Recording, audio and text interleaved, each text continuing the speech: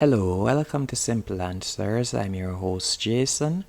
In this video, I'll be showing you how to fix YouTube isn't responding. Do you want to close it? Problem. Or how to fix YouTube app is not working on your Android device. First, you'll need to go into your Play Store. And from here, you want to search for YouTube, as you want to check if the app needs updating. If it needs updating, I would recommend that you update it. Once you have updated the app, you are going to close out of Play Store and you are going to go into Settings. Once in Settings, you are going to scroll down and select Apps. And from here, you are going to search for YouTube. Then you are going to select YouTube.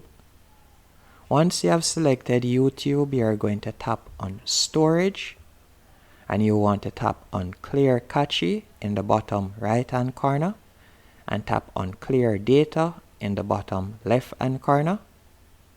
After doing that, you are going to restart your device, and after restarting your device, the problem will be solved.